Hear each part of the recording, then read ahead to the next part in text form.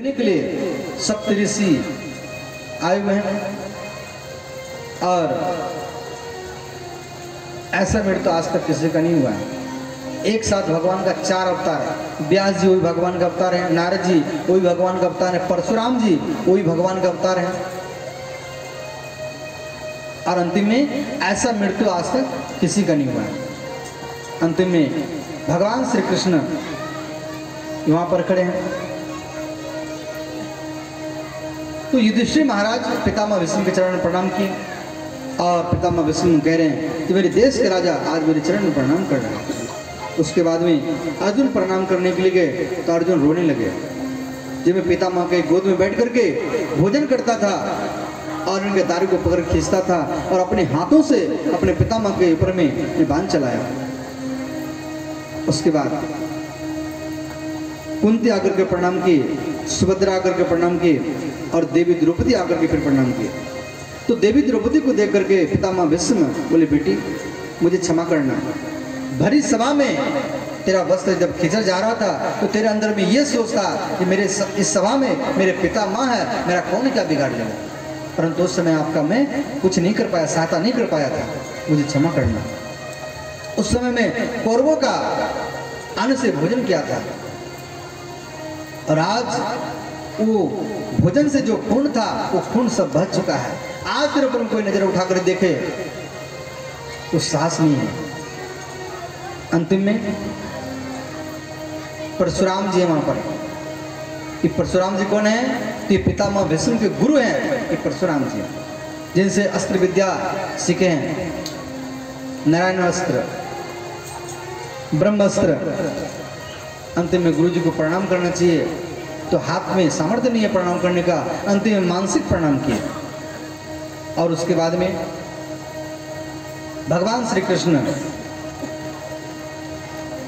पितामह भीष्म बोले कि गंगा पुत्र, शरीर त्यागने से पहले युधिष्ठिर महाराज को कुछ ज्ञान का उपदेश दे करके जाइए। अंतिम में पितामह भीष्म फूट फूट करके रोने लगे और कहने लगे, हे गोविंद, हे अच्युत, हे रंगनाथ, हे केशव, हे राम। इस प्रकार यहाँ पितामह भीष्म भगवान का स्तुति किए हैं, जिसको विष्णु सहस्त्र नाम से लिखा गया है। और ऐसी जगह पितामह भीष्म भगवान श्री कृष्ण का 1000 नाम लेकर के स्तुति किए हैं। बोले, हे केशव, मेरे आंखों को दिखाई नहीं दे रहा है, मेरे कान को सुनाई नहीं दे रहा है और मेरे शरीर में इतना दर्द हो रहा है। एक स्त्री जब बच्चा को जन्म देती है और उसके शरीर में जितना कष्ट होता है उससे कई गुना मेरे शरीर में कष्ट हो रहा है और इस स्थिति में कैसे मैं ज्ञान का उपदेश दूंगा। पितामह भीष्म रो रहे हैं। अंतिम भगवान श्री कृष्ण उनके ऊपर में कृपा दृष्टि बरसाए और पितामह भीष्म का सारा दर्द समाप्त हुआ और सारा ब्रह्मांड का ज्ञान हुआ। अंतिम में कुरुक्षेत्र के मैदान में, युद्ध के मैदान में 56 दिन तक पितामह भीष्म पांडवों को ज्ञान का उपदेश किया। तो यहाँ पर युधिष्ठिर महाराज पितामह भीष्म से 5 प्रश्न किए हैं। दान धर्मान, राज धर्मान, मोक्ष धर्मान विभागसः, स्त्री धर्मान, भगवत धर्मान, समासेव्यास योग्यतः। यहाँ पहला प्रश्न क्या है? दान धर्मान। दान धर्म क्या है? ध्यान देना।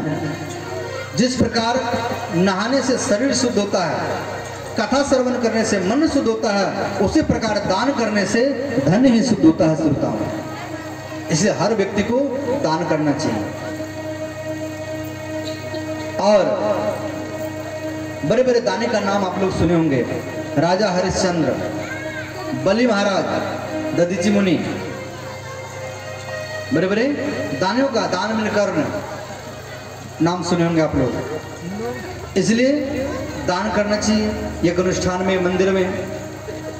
आपके पास में धन है, ध्यान देना, आपके पास में धन है, वो धन का 3 गति है। आपके पास में धन है, उसका 3 गति है। पहला गति है दान, दूसरा गति है भोग और तीसरा गति है नाश। आपके पास में धन है तो उसको यज्ञ अनुष्ठान में लगाओ, मंदिर में लगाओ, धर्म में लगाओ। धन को धर्म में लगाएंगे तब जाकर के आपका धर्म, ये धन बढ़ेगा। और धन को धर्म में नहीं लगाएंगे तो धन घटता हुआ चला जाएगा और अंतिम में एक दिन दरिद्र बन जाएगा।